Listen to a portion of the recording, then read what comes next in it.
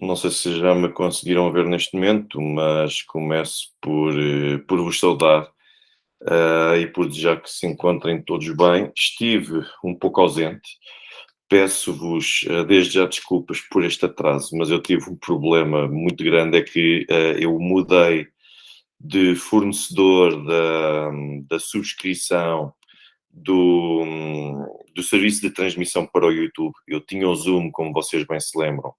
Eu hoje tenho um serviço completamente diferente, portanto, eu decidi mudar para o Google Meet. Achei que as condições eram melhores, mas acho que vos devo uma satisfação. E acontece que isto supostamente iria entrar, uh, mais ou menos em vigor, esta mudança, recentemente, mas parece-me que eu cancelei um, mas depois esqueci-me de subscrever e dar o último passo para subscrever a versão final através do Google Meet. Portanto, um abraço desde já para Luanda, Sr. Raimundo Salvador, um abraço a todos. Eu também devo-vos mais uma satisfação, que é o facto de ter tido esta ausência, mas entre as duas sessões do curso de O Sistema Político na Rússia e outras sessões também relativas a questões profissionais, a compromissos profissionais que me tomaram a totalidade do tempo que eu basicamente tinha, tornou-se impossível de facto de dar resposta para mais novidades, para mais diretos e tudo mais. Portanto, eu espero uma vez mais que seja desta que consiga estabilizar um pouco. Google Meet e Zoom é do mesmo grupo, certo? Não creio, porque o Zoom é de um grupo chinês, é de um empresário chinês, enquanto o Meet é da Google. Portanto, a partir desse momento, eu julgo que logo por aí não é possível, de facto, de conseguir ver, de conseguir estabelecer uma ligação entre um e outro. Ora bem, nós temos naturalmente imensas novidades. Uma delas prende-se desde logo com o facto de eu estar já a organizar um outro curso, porque já estou a organizar o curso do Sistema Político na China. Quem assistiu ou já visitou a minha página oficial na internet, cujo lançamento foi oficial no passado dia 1, www.alexandreguerreiro.pt, se for à parte da agenda, conseguem encontrar as novidades e podem ir se constatar que eu, de facto, estou a organizar o curso relativamente ao sistema político na China. O curso sobre o sistema político na China vai ter a mesma duração que teve o do sistema político na Rússia, portanto, são 2 horas durante 2 dias, portanto, um total de 4 horas, e vai decorrer nos próximos dias 1 e 2 de abril, portanto, sábado e domingo. Eu acho que este é um horário mais simpático entre as 10 e o meio-dia para conseguir dar resposta, pelo menos à esmagadora maioria dos pedidos que me fizeram. Portanto, todos aqueles que tiverem interesse em frequentar o curso O Sistema Político na China, façam o favor de fazer já a inscrição. Portanto, o custo é exatamente o mesmo. A forma de funcionamento deixa de ser através do Zoom, através do Google Meet, mas o Google Meet tem uma particularidade, é que ninguém precisa de ter a aplicação instalada para poder aceder às sessões, basta carregar no link que depois é fornecido por mim e consegue entrar nessas mesmas sessões. Já agora, para todos os que estão em Angola, eu tenho aqui comigo uma pintura de um autor cabindense. Portanto, este quadro que eu aqui tenho, portanto, se alguns puderem observar e tiverem a possibilidade de observar, vão ver que foi um quadro que me chegou vindo a partir de Cabinda. Portanto, acho que por aqui conseguem ver mais ou menos o tipo de quadro que é e para verem como eu tenho aqui, além de umas tantas mamoelas e tudo mais, acabo por ter aqui alguns outros adereços africanos, sobretudo angolanos. Portanto, fica desde já a minha saudação para todos vocês, quer quanto a Cabinda, quer também quanto à restante terra. Luxemburgo, também mando um abraço para o Luxemburgo e mando um abraço a todos. Ora bem, eu hoje trago-vos 2 temas que, a meu ver, são particularmente interessantes. O primeiro deles é que eu constatei que durante esta semana foi divulgada foram divulgadas as imagens de Zelensky, em que Zelensky dizia que os Estados Unidos vão ter de mandar para o conflito com a Rússia os seus filhos e os seus netos, e que os filhos e netos dos cidadãos dos Estados Unidos vão ter de morrer na guerra. Basicamente, em jeito de resumo, era por aqui. O que é que eu posso dizer sobre isto? Eu acho que nós temos de analisar as coisas de uma forma séria e de uma forma fria. E eu deixo desde já o conselho.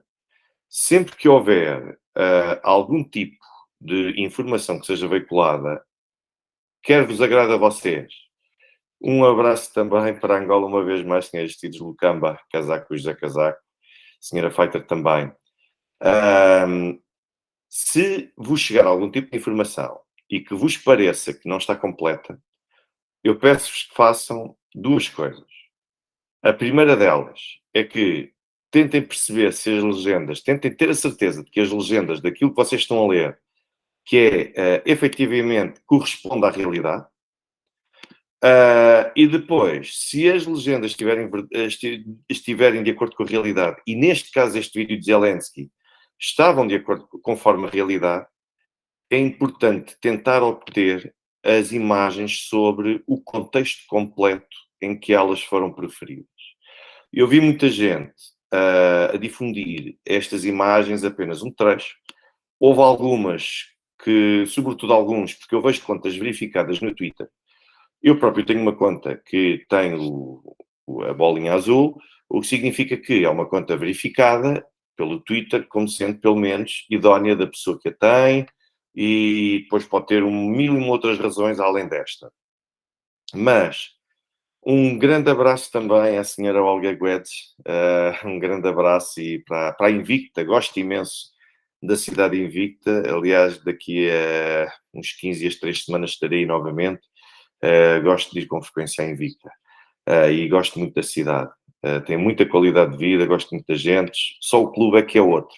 Mas o meu clube é outro, mas tirando isso, também sei que há muitos benfiquistas no Norte. Pois bem, vamos ver o contexto então. Nós, quando olhamos para o contexto, a primeira coisa que eu fiz quando fui confrontado com estes vídeos que estavam a ser partilhados em contas verificadas, ou seja, o facto de ser uma conta verificada, acho que só ajuda a reforçar a confiança e a credibilidade do tipo de informação que é veiculado por aquela conta. E o próprio Twitter tem que ter cuidado, porque senão nós começamos a ter pessoas com contas verificadas ou contas consideradas de pessoas com proeminência e influência na sociedade e que correm o risco de estar a verificar coisas descontextualizadas, mas que pior do que descontextualizadas, são informações que são falsas. E aquilo que eu vi de que Zelensky estava a convocar e dizer que os Estados Unidos iam ter de enviar os filhos e os netos para a guerra e que eles iam ter de morrer na guerra, isto estava a ser apresentado ainda por cima. Zelensky disse isto? Disse. Zelensky disse isto nestes termos? Disse.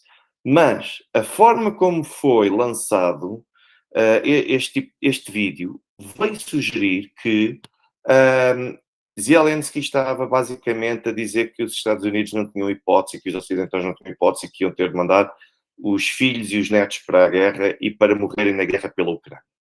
E não foi isto que aconteceu. Zelensky disse todo aquele discurso que eu disse. Eu sou, acima de tudo, a favor da verdade. Eu detesto desinformação. Eu próprio, pode acontecer aos melhores. Eu próprio, quando vejo aquilo, a primeira coisa que eu penso é, bom, se calhar vou ter de partilhar este tipo de informação. E pensei, de facto, em partilhar este tipo de informação. Agora, pequeno problema. É que, só um minuto, a chamada, pronto, não, é que isto era aqui o Google Meet aqui a tentar a dar sinal de si. Bom, agora, há aqui um problema. É que Zelensky disse mais qualquer coisa antes de dizer isto. E esse mais qualquer coisa, a meu ver, faz a diferença toda. Porque, eu volto a dizer, eu sou a favor da verdade. Eu sou a favor da informação verdadeira. E depois que, no fim, as pessoas, com base em informação verdadeira, que tomem uma posição, que decidam perceber qual é que é a forma de aceitar ou rejeitar uma determinada posição de cada parte, mas sempre com base em informação verdadeira. E aquilo que tem sido veiculado nas redes sociais, nem tanto em Telegram, muito obrigado, Sr. Pedro Dias, também, muito obrigado. Não só em Telegram, mas também, Sr. Jorge Pereira, já vou falar também desse assunto. Mas nem foi tanto no Telegram. Eu vi no Twitter uma enchente de informação a utilizar este vídeo. Claro que quando vejo este vídeo eu penso, bom, eu tenho que partilhar esta informação. Mas a primeira coisa que eu faço antes de partilhar informação é eu tenho de ter a certeza que isto não está descontextualizado. Eu, sempre que eu trabalhei no CIED, na altura, Serviço de Informações Estratégicas de Defesa de Portugal, havia, exatamente, a senhora Catarina Volta está aqui a dar uma sugestão muito importante. Por favor, coloquem o gosto, não deixem de colocar o gosto. É extremamente importante para ajudar a promover o canal. Portanto, agradeço que, se puderem, coloquem aqui o like, o gosto, o que for preciso. Um olá também para o Reino Unido, Sr. Miguel Oliveira. E quando eu estava no CIED, uma das coisas que eu aprendi a ganhar rotina foi a verificar ou a reportar a informação. Ou seja, eu posso receber informação proveniente de um serviço congénero e, mesmo que seja um serviço aliado, eu não vou às cegas pegar naquela informação que me é dada e simplesmente fazer um copy-paste e difundir para todo o tipo de destinatários. É um erro. É um erro enquanto analista, até me deixa mal visto enquanto analista, porque o analista tem de desconfiar de tudo. E depois outra coisa que eu aprendi, enquanto jurista, ainda estava eu na faculdade, é que o jurista nunca faz copy-paste, entre aspas, do que é que seja. O jurista é sempre que é confrontado com algum tipo de frase, com algum tipo de facto, seja com o que for, a primeira coisa que tem de colocar é as coisas em perspectiva e dizer sempre que, mas isto é assim ou não? A resposta do jurista é depende. E a resposta que o investigador deve dar a uma situação destas é verificar a informação para ter a certeza absoluta daquilo que está a dizer. E se não tiver a certeza absoluta daquilo que está a dizer, então, mesmo que partilhe o conteúdo, se tiver uma certeza considerável, mas não for plena nem total, então deve escrever de forma a que fique claro que quem está a disseminar aquilo não está a fazê-lo, está a fazê-lo com a consciência de que aquilo ainda não foi confirmado por fontes fidedignas. O que quer dizer também que quando vocês veem informação do polígrafo, não se limitem a partilhar nas redes sociais. O polígrafo disse que é verdade, que é falso. Não. Tentem perceber o porquê. E tentem perceber se o polígrafo está certo ou se está errado. Porque quantas e quantas vezes é que eu já não vi que o polígrafo está errado. O polígrafo já foi apanhado mais do que uma vez a passar informação dizendo que ou era verdadeira ou era falsa, e depois afinal, quando nós vamos perceber, não, isto é errado. Muito obrigado, Sr. Gilson Mendes, pelo reconhecimento acima de tudo. E relativamente a estas palavras de Zelensky, eu acho que, independentemente do posicionamento que as pessoas assumem, quer sejam pró-russas, quer sejam pró-Ucrânia, eu acho que, independentemente de tudo, as pessoas têm de ser pró-verdade. E sendo pró-verdade, eu tenho naturalmente que dizer que a forma como aquele vídeo do Zelensky tem sido difundido é, para todos os efeitos, uma forma desonesta. E desonesto, se calhar, é um eufemismo que eu estou a utilizar para qualificar isso. Porque não é normal que depois as pessoas vão todas, umas atrás das outras, se limitem a pegar um trecho de algo que percebem que foi uma conferência de imprensa e não tentem perceber se aquela foi a resposta, como ela começou a ser respondida e como terminou perante uma pergunta de um jornalista. E a verdade é que aquilo que Zelensky disse tudo aquilo. Mas antes de Zelensky dizer que os americanos iam mandar os filhos e os netos para a guerra e que os filhos e os netos dos americanos iam ter de morrer na guerra, Zelensky não estava a dizer que era para os americanos os mandarem para combater do lado ucraniano, como tem sido veiculado. O que Zelensky disse antes foi que se o Ocidente não fizer nada para armar a Ucrânia e para permitir que a Ucrânia derrote a Rússia, independentemente de ser realista ou não, foi aquilo que Zelensky disse.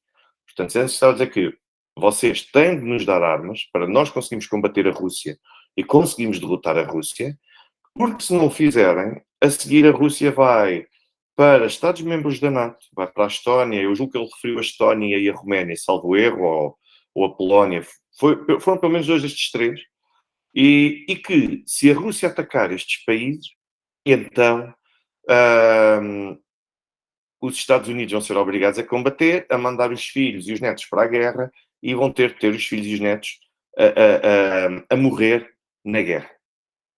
Portanto, aquilo que Zelensky estava a dizer é que se ninguém ajudar a Ucrânia com armas para poderem travar a Rússia, que a Rússia, depois de derrotar a Ucrânia, vai atacar um país da NATO e que aí os Estados Unidos serão obrigados a entrar em ação.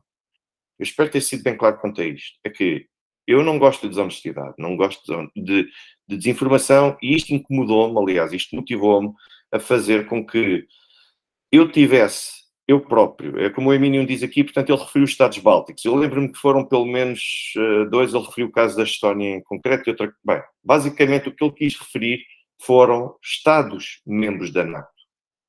E o facto de serem Estados-membros da NATO foi o suficiente seria o suficiente para que os Estados Unidos entrassem. Portanto, independentemente de todo este discurso e narrativa fazerem sentido ou não, isso é outra coisa. Isso nós podemos vir a seguir, mentir ou desmentir aquilo que Zelensky disse, mas nós temos de ser honestos e temos de dizer que o Zelensky não disse que os Estados Unidos iam ter de mandar os seus filhos e netos para combaterem pela Ucrânia. Não disse. E, portanto, espero que este assunto fique resolvido.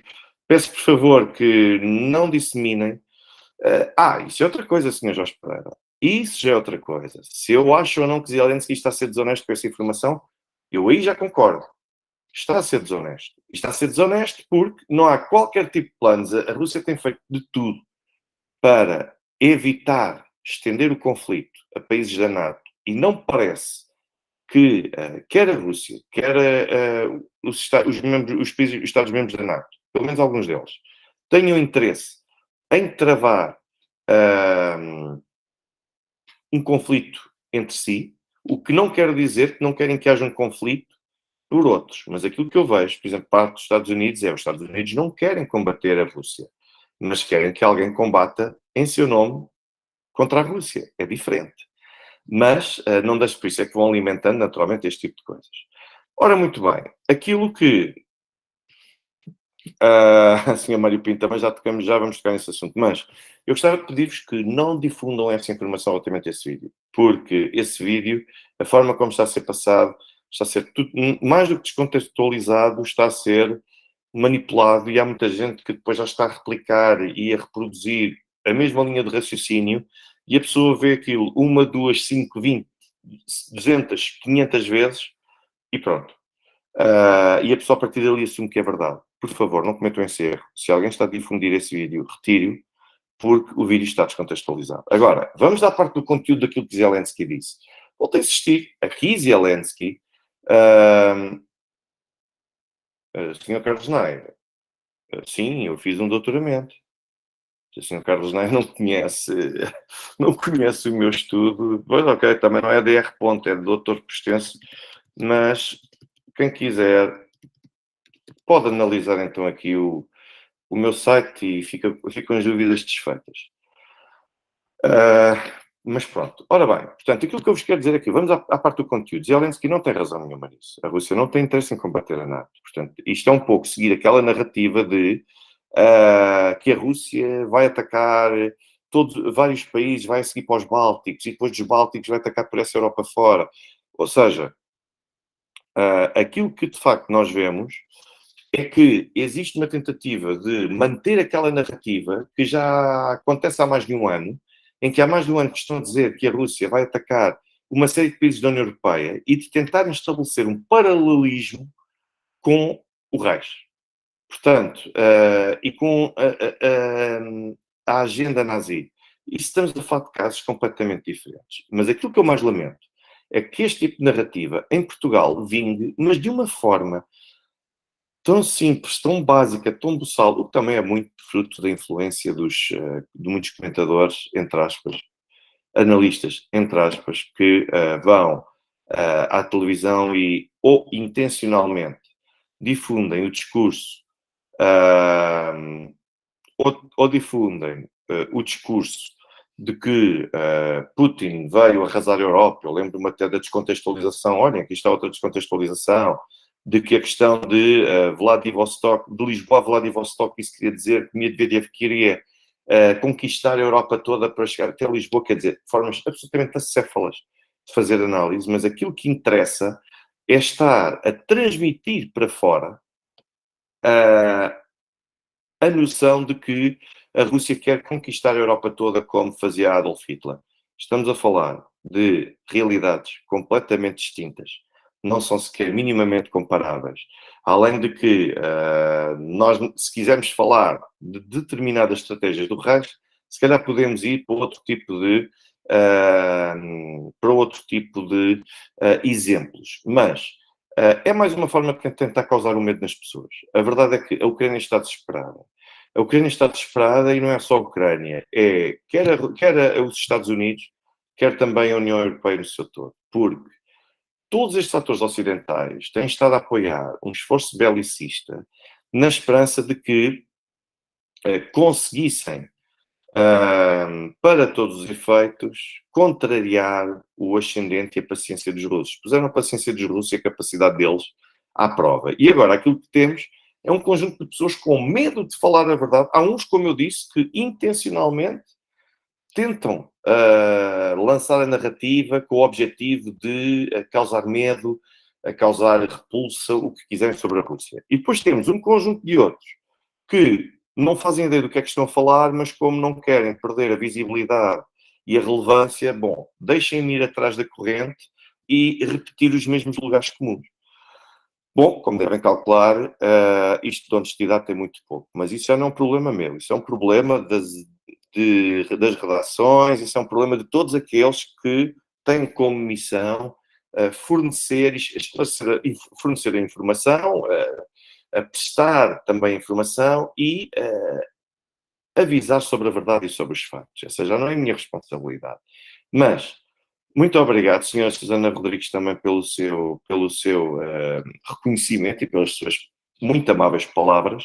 Alerto uma vez mais que todos aqueles que estiverem a assistir, que se puderem, que coloquem o gosto. E a propósito, como falou aqui também o Sr. Paulo, já somos mais de 7 mil subscritores. Eu agradeço uma vez mais a todos. Já ultrapassei a fasquia dos 7 mil subscritores, o que acho que para um canal com esta temática em Portugal, acho que, apesar de chegar cada vez mais ao Brasil, à África lusófona, por aí fora, acho ainda assim que tem sido um crescimento muito bom, muito interessante, e que se calhar só tem travado mais porque eu nem sempre consigo manter a diária, ou seja, a cadência diária que de facto se justificava. Mas agradeço-vos a todos, que é graças a vocês que de facto começa a atingir este tipo de números. Senhora Catarina Rolo, muito obrigado pelo seu contributo, também uma vez mais também pelo seu reconhecimento, é extremamente importante.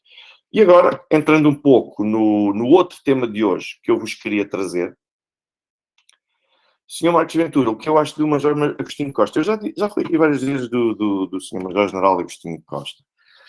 Não tenho naturalmente uma opinião negativa, acho que tem coragem, mas também tem a vantagem de ter pouco ou nada a perder, não é? Um Sr. Major-General que tem a sua vida feita, o que por si só facilita o desprendimento. Mas, por outro lado, há outros que estão no ativo e que, para todos os efeitos, também poderiam ter a mesmo tipo de coragem. Eu acho que o Major-General Agostinho Costa não chegou a Major-General por acaso. Deve ser, naturalmente, por ter também coragem e pela experiência que tem. Acho que é uma personalidade com experiência de nato de relações com a Rússia. A senhora Olga Guedes está aqui a dar uma informação muito importante e que, se confirma, de facto, as Forças Armadas da Ucrânia estão enviaram milhares de soldados e centenas de veículos blindados para as fronteiras da não reconhecida República Moldava da Transnistria. Vamos lá ver, quanto à questão da Transnistria, a Rússia tem andado a alertar para isto, que de facto este pode ser um ponto de tentar desviar as atenções que estão neste momento concentradas na Ucrânia e tentar desviar o foco para a Transnistria, obrigando assim os russos a terem de intervir. Porquê que os russos vão ter de intervir? Bom, desde logo porque estão lá bastantes militares, são bastantes centenas, mais de 1000 militares russos que se encontram na Transnistria. Esta colocação na Transnistria, este destacamento na Transnistria deve-se já questões com mais de 20 anos, já vem desde o início da década de 90, desde a dissolução da União Soviética, que nós andamos a discutir a questão da Transnistria. Mas há aqui um fator muito importante, é que a Rússia não reconhece a Transnistria como Estado soberano, embora não deixe de fazer negócio com a Transnistria, que tem sido um sistema híbrido até a sua resolução. A Rússia já tentou também resolver a questão da Transnistria através de um processo de um acordo de paz. Eu também já falei dele aqui. Portanto, já houve várias tentativas diplomáticas, temos uma comunidade russófona, temos militares russófonos, isto obrigaria a Rússia a intervir na Transnistria, e o Sr. Miguel Oliveira fala aqui do depósito de armas. A Transnistria tem neste momento lá concentradas, talvez, o maior depósito de armas, o mais fortíssimo depósito de armas que existe na Europa. Não é por acaso. Portanto, nós estamos a falar de uma área muito curta e cheia de depósitos. Tem o maior depósito de munições, exatamente, da União Soviética, portanto, e que será aquele maior que existirá na Europa com estas características. Ou seja, quem quiser atacar a Transnistria, nós não podemos olhar só e pensar duas vezes, mas parece-me que alguém aqui está a tentar arranjar uma vez mais problemas. Mas aquilo que eu gostaria de vos dizer ainda era que, relativamente à outra temática, é Bakhmut. Bakhmut é uma modernice, por assim dizer, que levou a antiga cidade de Artyomovsk a mudar o seu nome como forma daquela crescente desvermelhização, ou seja, que era retirar a influência vermelha, por assim dizer, que as autoridades de Kiev decidiram, retirar a influência vermelha através da toponímia e da alteração dos nomes, por exemplo, das cidades e das localidades.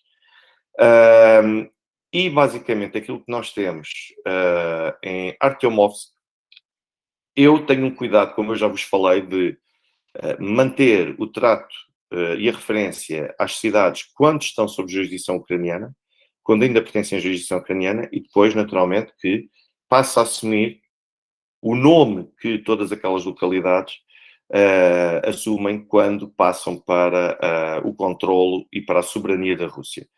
Por exemplo, a antiga Zaporídia agora, estando sob controle russo e sob jurisdição russo, Zaporódia, por exemplo, que a propósito, na passada, ou foi quinta-feira ou foi ontem, já publicou o seu mapa administrativo, tendo como capital, a partir de agora, a capital de Zaporódia passa a ser Melitopol, portanto, a capital administrativa de Zaporódia.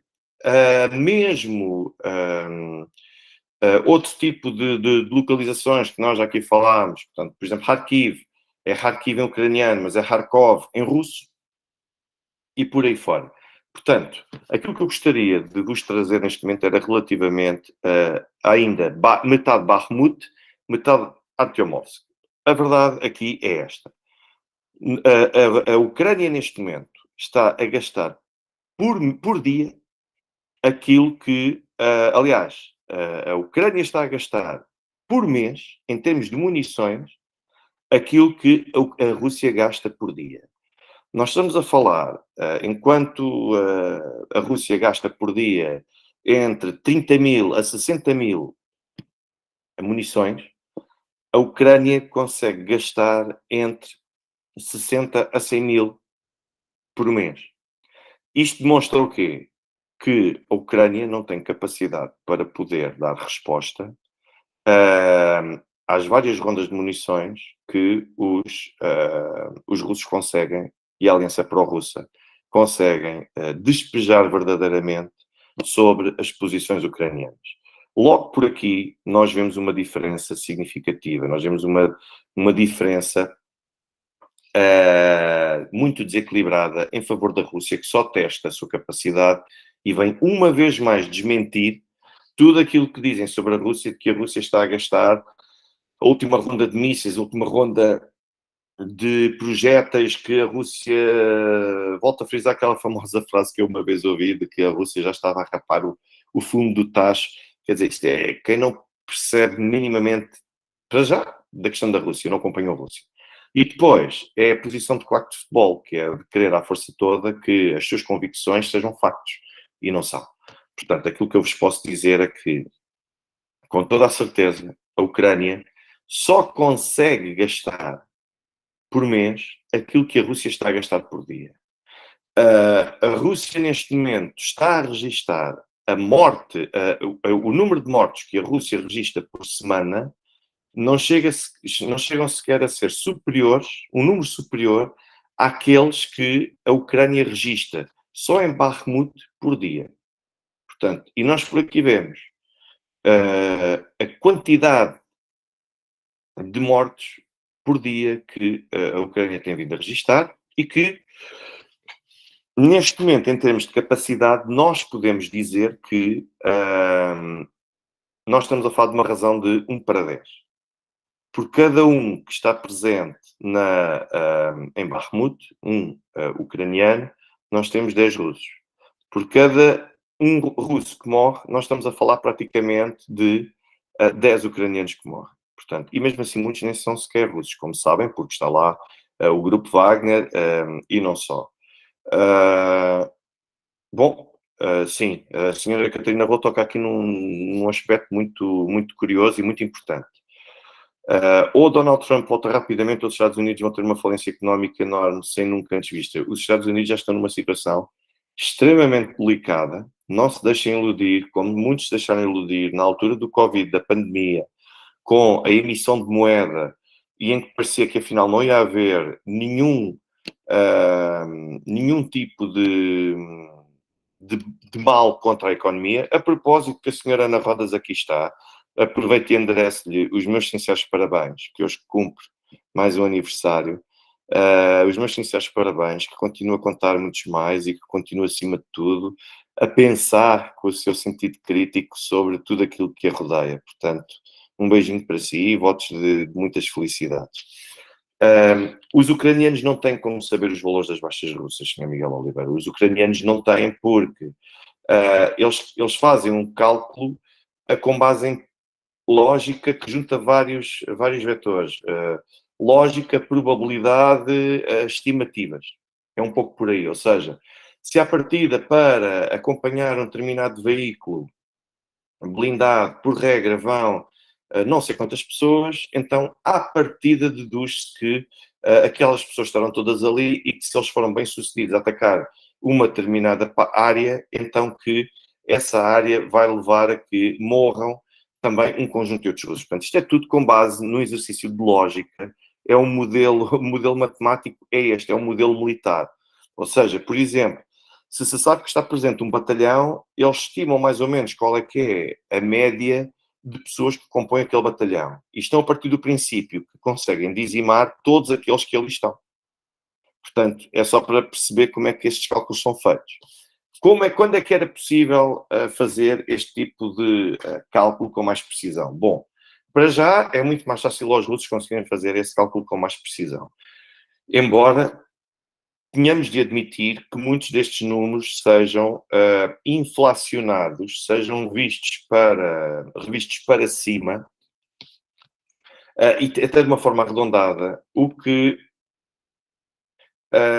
sim, Sr. Jamie Tinker, sem dúvida, houve batalhas onde os russos eram 20 para 1 contra os alemães e mesmo assim perdiam. Mas vamos lá ver, estamos a falar, ponto número 1, para já há mais de 80 anos. Ponto número 2, estamos a falar também de contextos geográficos que dependem da abordagem. E depois há aqui outra coisa, é que a Rússia não contabiliza como baixas suas aqueles que não integram as Forças Armadas. A propósito, eu vou confidenciar-vos uma coisa que eu acho que vos pode ser muito útil. Aqui há algumas semanas, o ministro Sergei Shoigu veio comunicar em público, se bem se recordam, que existe a necessidade de a Rússia ter forças armadas de cerca de 1,5 milhão de efetivos. Pelo menos 1,5 milhão de efetivos. Qual é que é o objetivo aqui e o que é que está a ser negociado nos bastidores? É a incorporação futura de quadros do grupo Wagner nas Forças Armadas. Aquilo que basicamente foi dito naquela conferência de imprensa pelo ministro Sergei Shoigu, foi que é preciso aumentar o número de efetivos das Forças Armadas e, por outro lado, que quem é que vai integrar essas Forças Armadas? Senhora Patrícia Ribeiro, muito obrigado para si, pelo contributo que faz e também pelo reconhecimento do trabalho que eu aqui presto. Portanto, uma vez mais, muito obrigado e espero que a minha informação continue a ser útil para si. Mas, como eu estava a referir, aquilo que Shoigu estava a dizer era a abrir margem para incorporarem mais efetivos. Esta incorporação de mais efetivos que não tem de ir para a linha da frente é a capacidade de resposta, de prontidão das Forças Armadas russas, seja no presente, seja no futuro, vai proceder-se de várias formas. Desde logo com o recrutamento, o que inclui o recrutamento de estrangeiros. Saiu há poucos dias o quadro jurídico com vista à integração de estrangeiros que, primeiro, só podem fazer um contrato individual de 1 ano, só depois é que se poderão fazer novos contratos e de outro tipo de duração, até com vista à manutenção e, eventualmente, de um período indeterminado à frente das forças, durante as Forças Armadas, e depois também está em negociações e tem vindo a ser muito falado nos bastidores da defesa russa a incorporação dos elementos do Grupo Wagner. Não, lá está, isto ainda está tudo muito embrionário, mas aquilo que Shoigu foi fazer foi começar a preparar as pessoas para a incorporação de alguns destes quadros. E quando se diz alguns destes quadros é porque a própria Rússia tem de ver, o Estado russo tem de ver que tipo de pessoas é que integra nos quadros das Forças Armadas. Portanto, quer dizer, uma coisa é estarem a ser recrutados reclusos, alguns deles responsáveis por crimes graves, para combaterem na Ucrânia. Outra coisa completamente diferente. E com isso terem ou uma redução de pena ou um perdão de pena. Outra coisa completamente diferente é dizer que a partir de agora esses malucos todos, permitam-me colocar as coisas nestes termos, vão passar a ocupar uma posição nas Forças Armadas da Rússia. Portanto, isto agora ainda está a ser desenvolvido. Senhor Terezinha Pina, eu não tenho nenhuma reticência relativamente ao general Agostinho Costa. Não sei se deixei isso transparecer. Pelo contrário, eu estive a elogiar e eu acho que o senhor Major-General Agostinho Costa é uma pessoa para já com experiência para dar e vender, quer de NATO, quer de contacto a nível militar com a Rússia, quer de experiência de terreno, quer de compreensão do outro lado, que não o lado NATO. Portanto, eu não tenho qualquer tipo de reservas. O que eu estava a dizer é que, por um lado, é muito mais fácil para o Major-General Agostinho Costa vir para o exterior porque está na posição em que está e, do ponto de vista profissional, não tem muito a perder, mas isto não quer dizer que seja essa a motivação do género. Eu não tenho nada a perder, agora vou dizer para aqui meia dúzia de coisas. Eu não estou a dizer isso. Eu disse isso, fui mal entendido. Portanto, nem de perto nem de longe. Portanto, espero ter esclarecido essa questão, porque se há alguém que tem elogiado aqui inúmeras vezes o Major-General Agostinho Costa, bom, tenho sido eu. Boa noite, Sr. Filipe Damasceno, seja bem-vindo. Tenho sido eu aqui a falar inúmeras vezes que o Sr. Major-General Agostinho Costa tem uma projeção e tem uma capacidade de análise das coisas muito realista, muito fria e muito corajosa. Portanto, da minha parte não há reticências nenhumas, da minha parte só há pontos de exclamação, no sentido de reconhecer todas estas características. Eu estava a tentar enquadrar outro tipo de pessoas que ainda estão no ativo e que também têm coragem. Atenção, não me interpretem mal, porque se há alguém aqui que reconhece esse valor absolutíssimo ao Major-General Agostinho Costa, esse alguém, não sou só eu, não sou o único, mas também sou eu. Portanto, ora bem, e a questão de Artyomovsk, voltando uma vez mais a Artyomovsk ou Bakhmut, nós temos de perceber que quando olhamos para a morfologia da cidade, eu vou tentar partilhar aqui convosco, deixem-me ver se eu consigo, porque vamos estrear aqui em Google Meet a apresentar algo que eu não estava propriamente a contar. Eu não vou mostrar naquele mapa que eu estou habituado a mostrar com as posições controladas, porque eu acho que isto vai ficar muito mais claro se nós pudermos ver as coisas em termos de território em Bakhmut e não propriamente com quem é que controla o quê. Ora bem, eu acho que já estou em posição de partilhar convosco, portanto vou desde já uma janela. Deixa-me ver qual é a janela. Uh, Deixa-me ver qual é a janela. É isso mesmo. É esta. Pronto. Então é assim. Eu acho que já conseguem ver aquilo que eu estou aqui a partilhar convosco e deixem-me só fazer isto, deixem-me confirmar que deixem-me ver o que é que aqui está. Ora bem, como podem ver, aqui temos Bakhmut ou Artyomovsk. Vejam que eu vou tentar reduzir mais um pouco. Se reduzirmos mais um pouco, o que é que nós vemos? Vemos aqui, neste centro, um conjunto de estradas, de rodovias principais que conduzem, desde logo, uma delas a uma localidade extremamente importante, que é Slavianka, e depois Kramatorsk. Se vocês repararem, não sei se é possível reparar, mas nós estamos aqui com a fronteira do Donbass com as restantes províncias ucranianas. Temos também aqui Gorlivka, temos todo um conjunto de território, ou seja, quem conseguir controlar que é Slavianka, que é Kramatorsk, praticamente fecha o Donbass e conseguirá avançar e progredir no Donbass durante com, eu não quero dizer facilidade é uma palavra extremamente infeliz, mas pelo menos com aparentemente menos dificuldade do que aquela que aparentemente do que aquela que tem enfrentado até ao momento a Aliança Pró-Russa neste mesmo destino. Portanto, mas a verdade é que Bakhmut permite, como veem, a ligação. Soledar, é muito importante também referir isto, porque, bem, quero ver se retiro aqui isto. Porque Soledar, aquela famosa localidade que durante muito tempo foi estratégica e quando os russos começaram a tomá-la de assalto, deixou de ser estratégica e passou a ser só uma localidade abandonada com umas minas de sal e pouco mais. Bom, foi com Soledar que a Rússia conseguiu chegar com outro grau de eficácia a Bakhmut. Eu até vos vou partilhar agora sim, o outro, para vocês perceberem qual é que é a situação real que nós temos aqui em Bakhmut.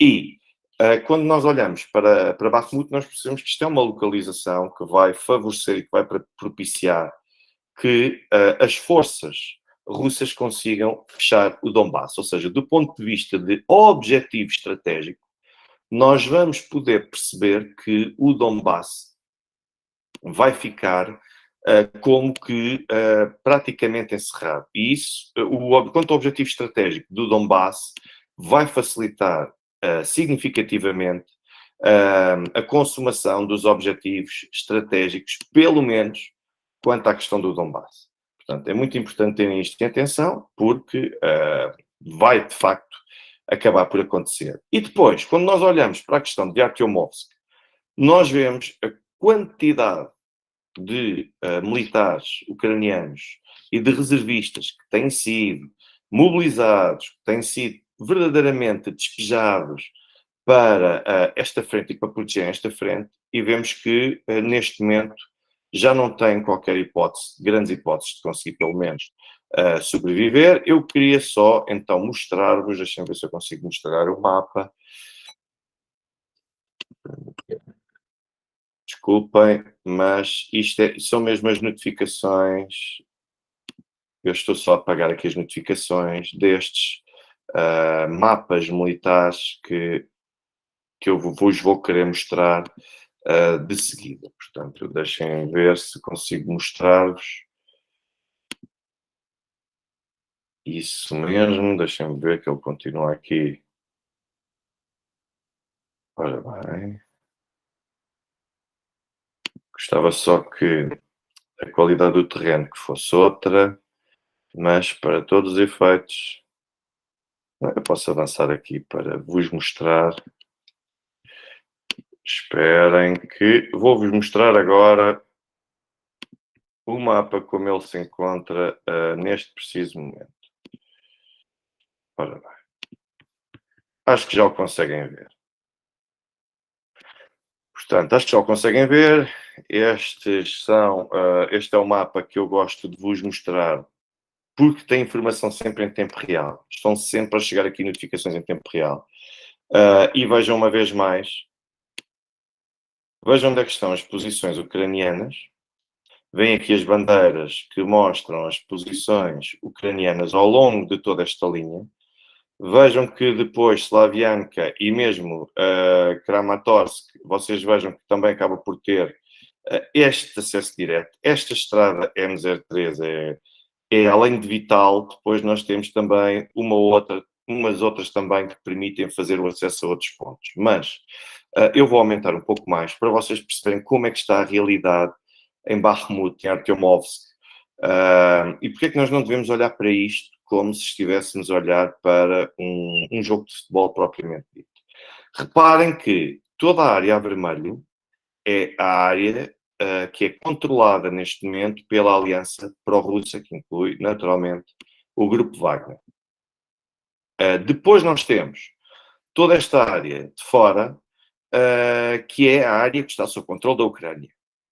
E temos aquela que é a linha de contacto entre a fronteira, basicamente, daquilo que é a área controlada pelos ucranianos, a branco, e depois a verde, aquela que é controlada pela Aliança Pró-Russa. E agora vocês vejam o que é hoje Bakhmut.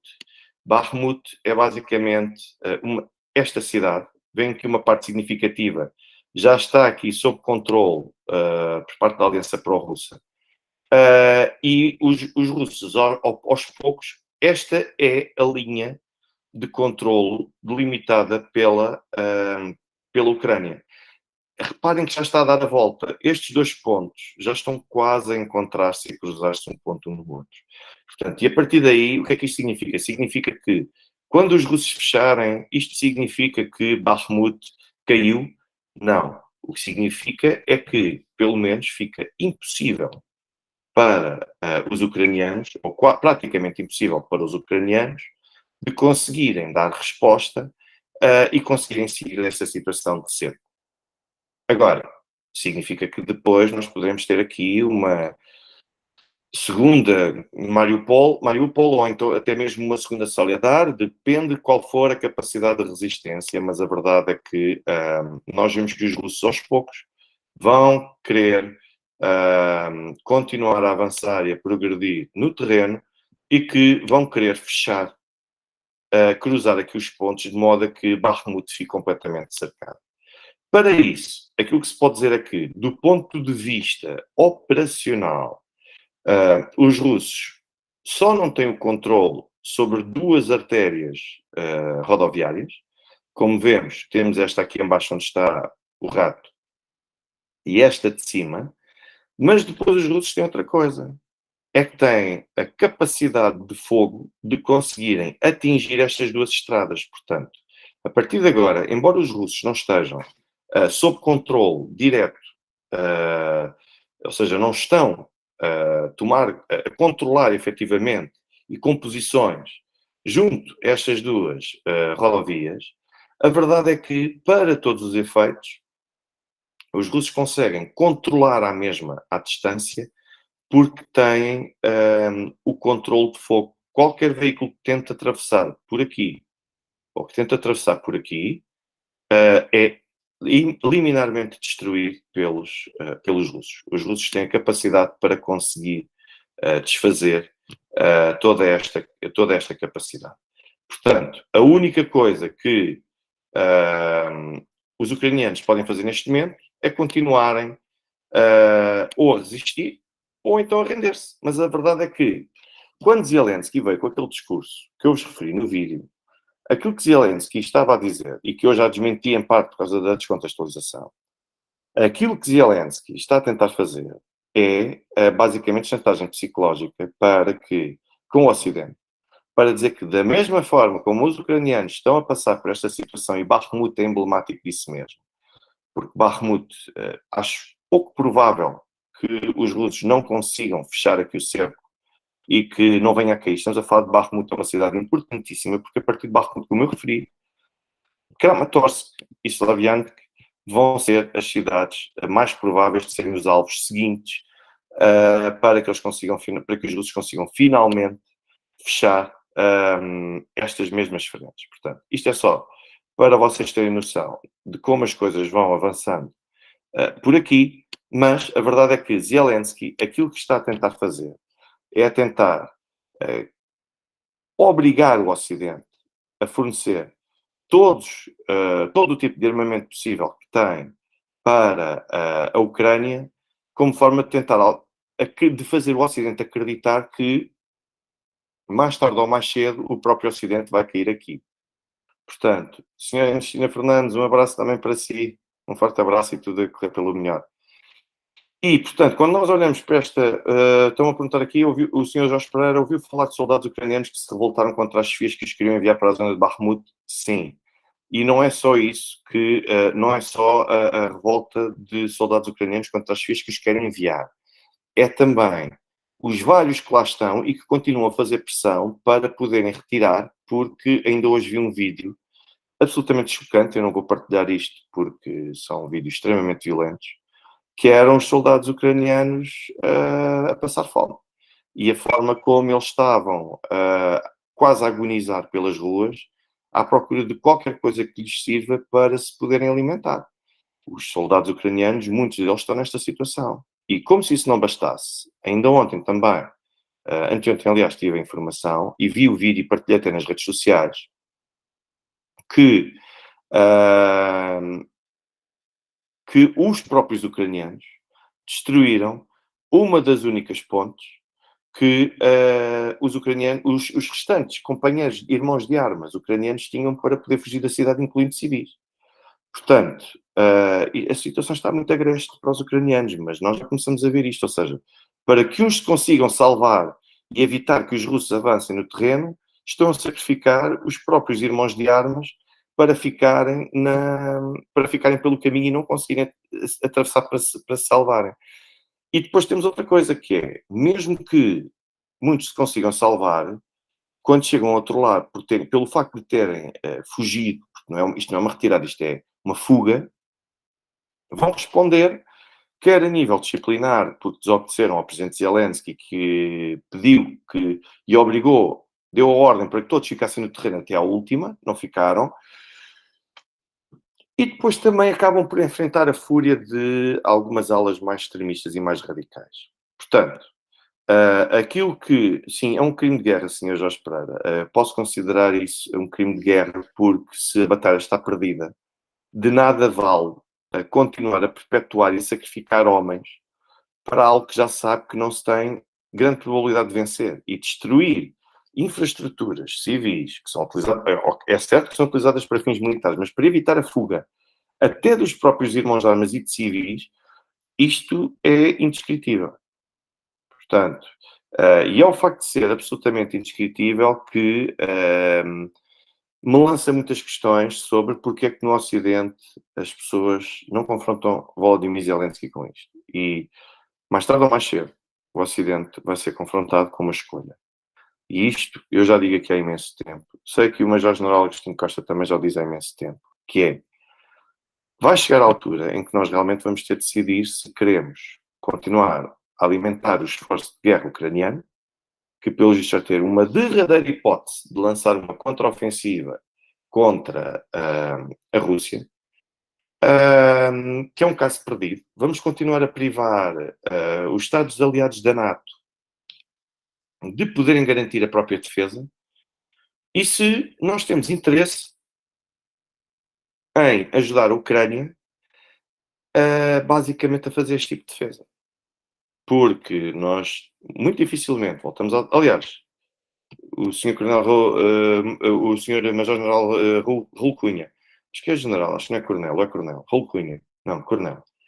O Sr. Coronel Raul Cunha disse até uma vez, e eu vi isto partilhado nas redes sociais e muito bem, que é, eu sou muito a favor do princípio de integridade territorial, mas o dia em que vierem bater-me à porta e dizer, olha, o seu filho tem de ir combater para a frente da Ucrânia, a questão do princípio de integridade territorial da Ucrânia, se calhar passa a ser a última prioridade que eu tenho na vida. Portanto, vamos lá ter um pouco de banho e de choque com a realidade. Porque há aqui um pouco a ilusão, e aquilo que nós vemos, sobretudo, não são as elites militares a pedirem o confronto, quer de um lado, quer do outro. Aquilo que nós vemos, quer de um lado, quer do outro, é, sobretudo, os civis, pessoas, muitas delas, que nunca serviram, nunca prestaram serviço no serviço, nunca cumpriram serviço militar obrigatório. Outras nunca pegaram sequer numa arma, ou exibem-se nas redes sociais a empunhar espingardas e coisas do género, e a dizerem que os ucranianos têm que combater e que os ucranianos têm que continuar a atacar os russos. Quer dizer, isto é gente que não percebe nada, de nada. Falem com os militares. Os militares são os primeiros que dizem que querem evitar a guerra, mas devem preparar-se para ela. São coisas completamente diferentes. Os militares não estão ansiosos de ir para o campo de batalha e combater ou dizimar o adversário ou o inimigo. Os militares querem sim que seja feita a paz, mas sem nunca deixarem de se preparar para a guerra. É muito diferente. Olha, Sr. Olga Guedes, o apoio, os muitos milhares de milhões de apoio militar que têm sido concedidos estão a ser, neste momento, completamente destruídos pela Rússia. Isto em termos de apoio militar. Mas, Jorge Naldo Cunha, calma, eu não quero faltar aqui ao respeito a ninguém, sobretudo a altas patentes. Só queria ser mais rigoroso e mais exato e acabei por dizer o contrário. Peço-vos imensa desculpa. Portanto, e fico aqui as minhas desculpas também, mas Jorge Naldo Cunha, por amor de Deus. Mas, basicamente, aquilo que nós podemos ter aqui numa situação destas é perceber que os militares não querem combater. As únicas pessoas que têm interesse em combater são aquelas que não vão para o campo, para o teatro de operações. E são aquelas, sobretudo, que quanto menos é a experiência militar que se tem, maior é a vontade de que haja guerra e que haja conflitualidade para que ela possa ser travada, enquanto as pessoas à distância ficam aqui a bater palmas. Como aquela senhora também que passou por aí no Twitter aqui há uns tempos, uma senhora um pouco anafada e também afanada pela forma como colocava, como expunha o seu ponto de vista. Estamos prontos para a guerra. Eu estou mais que pronta para a guerra. Por amor de Deus, eu vejo estas coisas, isto só pode ser de programas dignos de humor. Eu estou pronta para a guerra. Uma senhora que se calhar, não sei se ela cozinha, se não, se aquela é professora universitária, sei também que já me prejudicou a mim num concurso, intencionalmente, aliás, depois de ter sido parte num júri de um concurso para o qual eu concorri, e claro, que não consegui ser bem sucedido, em que ela teve uma posição muito interessante a meu respeito, agora parece que anda pelas redes sociais a pôr gostos em todos aqueles que me lançam certos tipos de impropérios e não só. Portanto, e depois já dizer que está pronta para ir para a guerra. Esta senhora manda.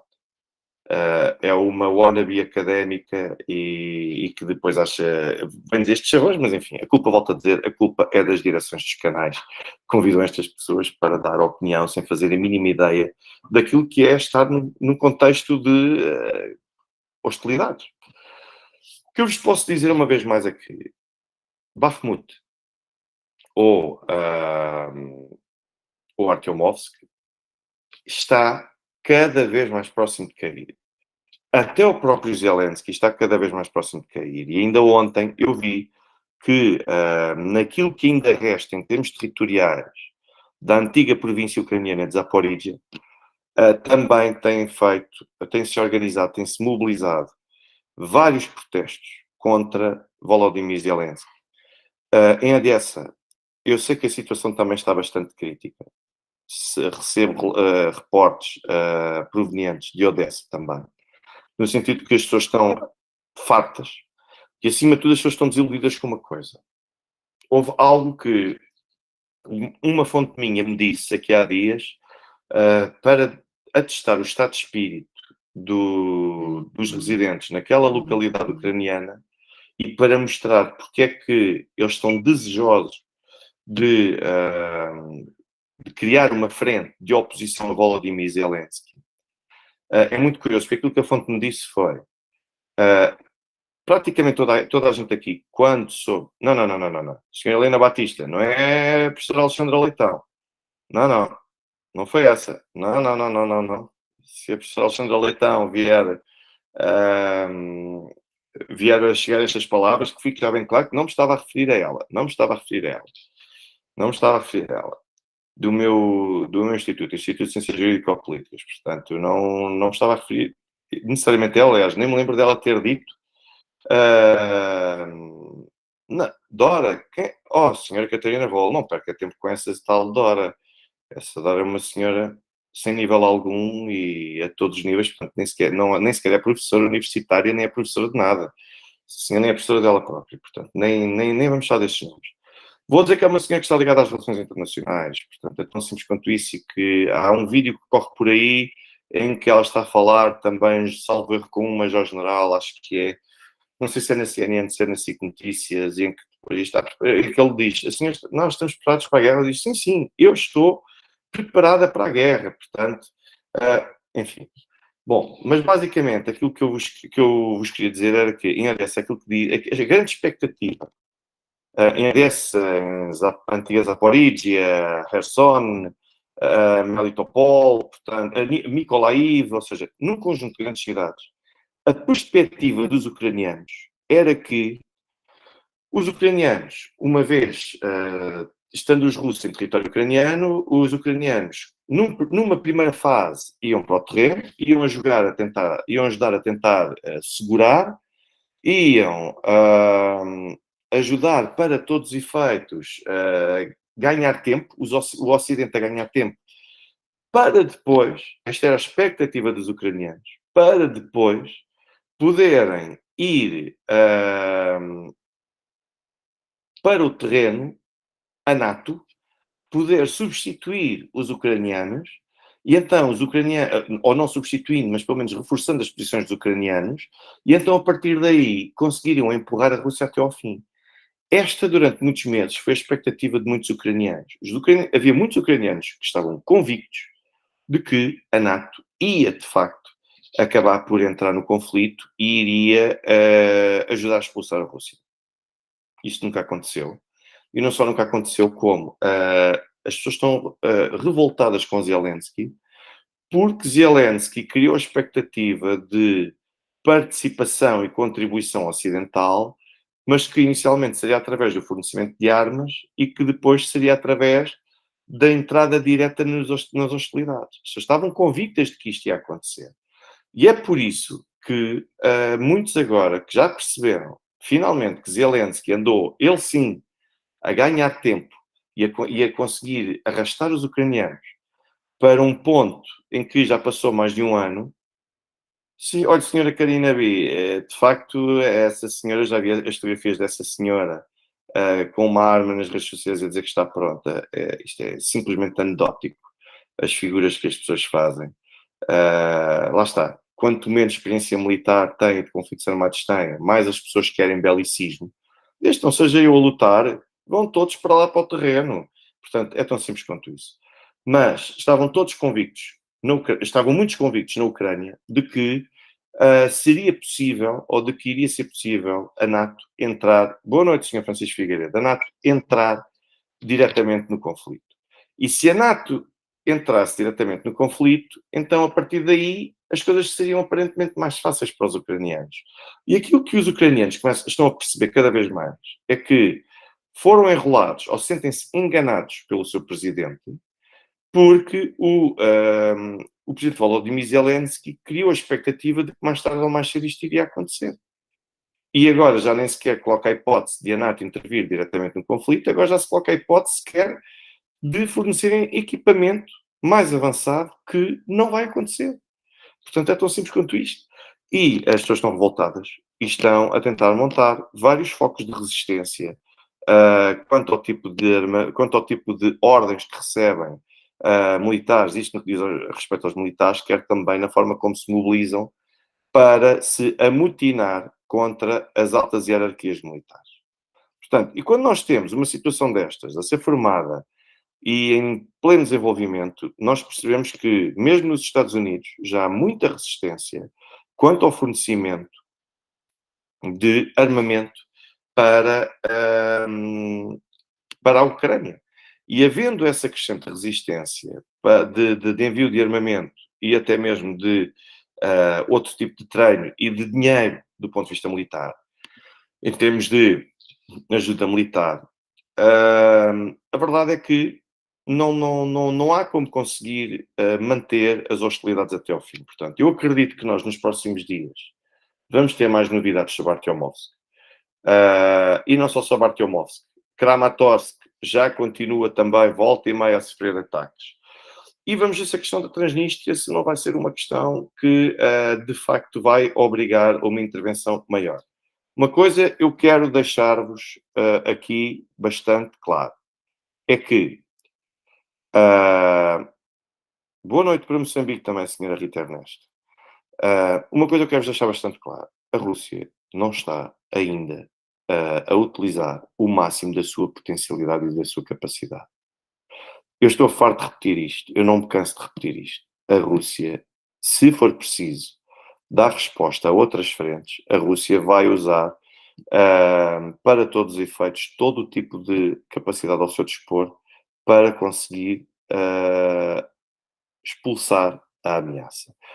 E, se continuarem a ameaçar a Transnistria e a colocar sob pressão a Transnistria, Sr. Jamie Tinker, é um prazer, seja sempre bem-vindo aqui também ao canal. Muito obrigado.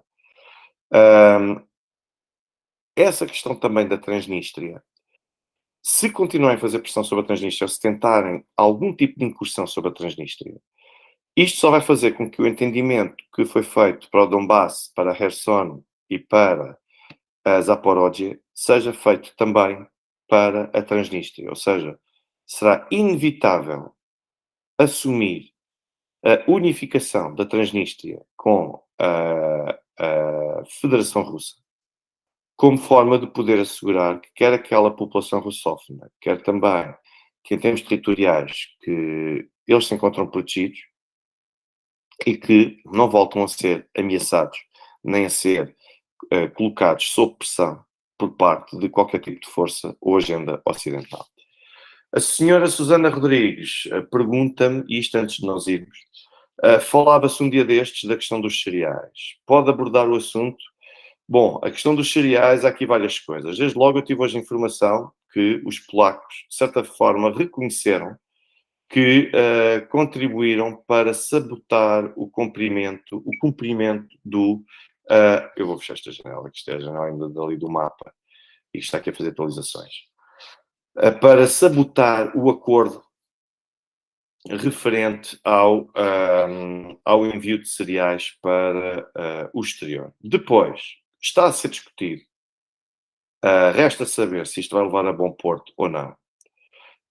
A celebração. Senhora Patrícia Ribeiro, uma vez mais, o meu muitíssimo obrigado pelo seu contributo e por tudo aquilo, pela gentileza, pelo reconhecimento e por tudo aquilo que tem dado e ajudado também o canal, não só com este contributo, mas também com a sua presença e, naturalmente, sinta sempre à vontade também para colaborar e para participar neste debate.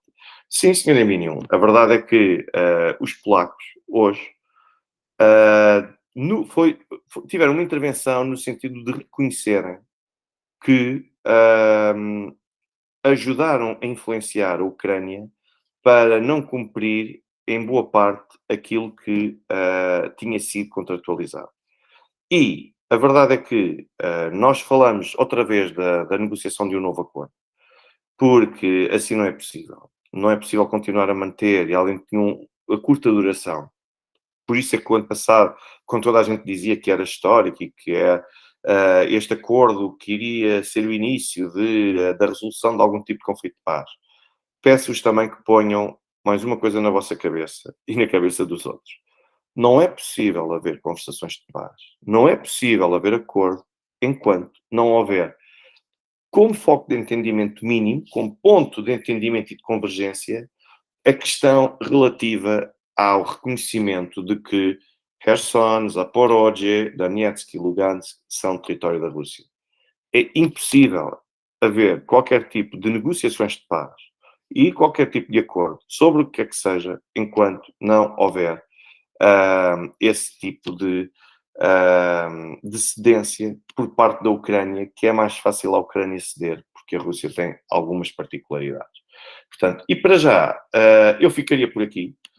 Eu agradeço imenso desde já a presença de todos. Peço ainda a todos aqueles que se encontram aqui connosco que vão colocando um gosto, que vão colocando um like, isso ajuda a promover o canal, isso ajuda para todos os efeitos a dar uma certa visibilidade, quer ao canal, quer também a este direto. E a partir de agora prometo-vos que não terei mais questões técnicas deste género para a transmissão.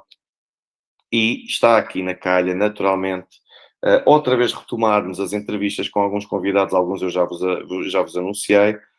Portanto, eu espero muito em breve ter mais novidades para vocês relativamente a tudo isto. Portanto, eu espero agora, ou amanhã, ou segunda-feira, estar de volta com mais novidades, mas acima de tudo, um dos temas que eu pretendo trazer são as mentiras da Comissão Europeia relativamente à Rússia. Esse, muito provavelmente, será o próximo.